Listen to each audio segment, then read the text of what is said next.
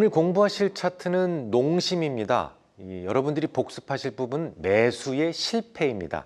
강의를 시작하기 전에 이제 강의 내용이 좀 쏙쏙 들어온다라고 격려해 주시는 분들이 있으셨던 반면에 요즘 도대체 무슨 말을 하는 건지 도무지 알아듣지 못하겠다라는 분도 있으셨어요. 당연합니다. 이 본 강의는 지난 수년 동안 해왔었기 때문에 지금은 복습입니다. 용어 설명이라든지 기법에 대한 설명 없이 그냥 복습을 하고 있기 때문입니다. 제가 만든 예술적 분석은 지난 20여 년 동안 모디파이 했기 때문에 거의 완벽에 가까운 기술적 툴이라는 자부심을 가지고 있어요.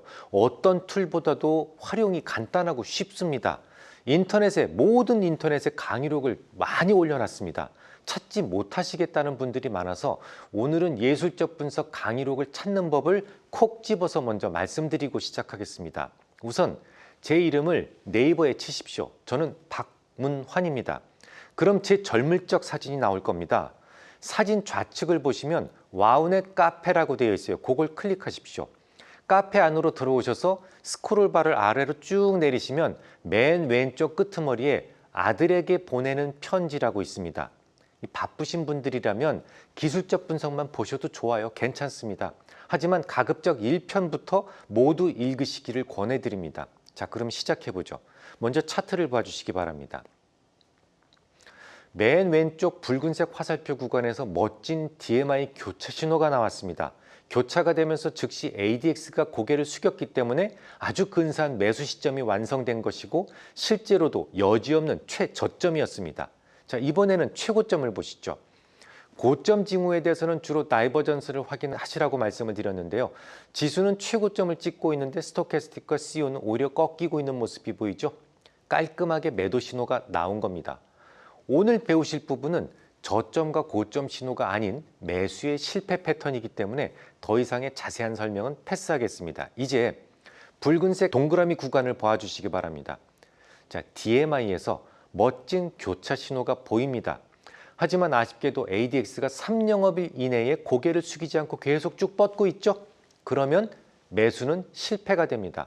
자, 매수 실패가 되었다면 그 구간을 반드시 체크해 두시라고 했어요. 아예 수평선을 그어 두시라고까지 말씀을 드렸었습니다. 이유는 그것이 두고두고 저항이 되기 때문입니다.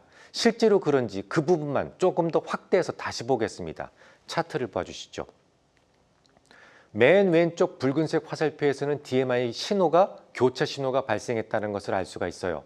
하지만 3영업일이 되도록 고개를 숙이지 않습니다. ADX가. 이렇게 되면 매수는 실패한 겁니다.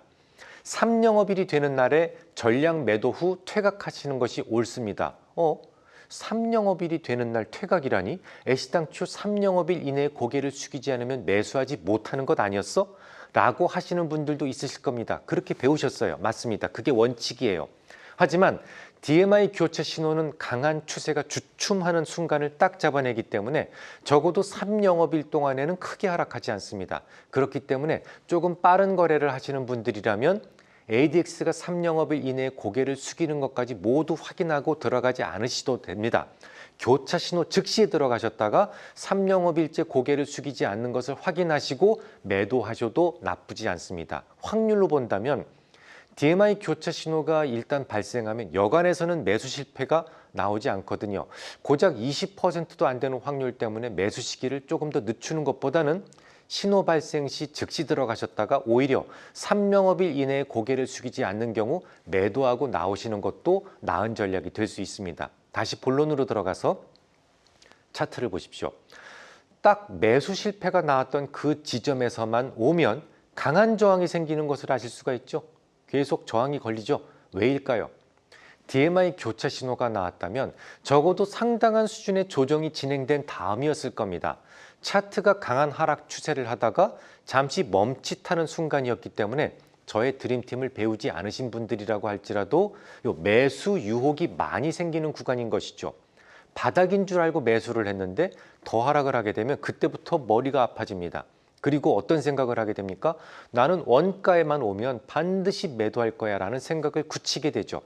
그런 생각들이 모여서 강한 저항이 형성되게 되는 겁니다. 자, 실제로 차트를 보시면 파란색 화살표 구간에서 번번이 돌파에 실패하고 있음을 알 수 있습니다.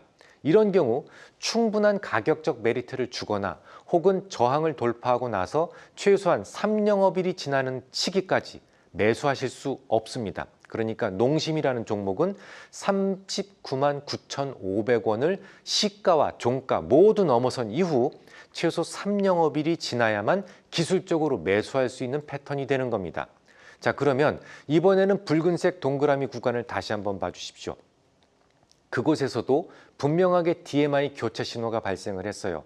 게다가 3영업일 이내에 ADX가 고개를 숙이고 있네요. 그렇죠? 매수 신호는 확정이 된 겁니다. 하지만 당연히 드림팀을 배우셨다면 고민을 하실 줄 아셔야 됩니다. 이 상승은 어차피 머리 위 저항선에서 걸리기 때문에 매수 후 최소한 저항선에서 절반 이상 매도를 계획을 수립하고 있지 않다면 매수하실 수 없는 거예요.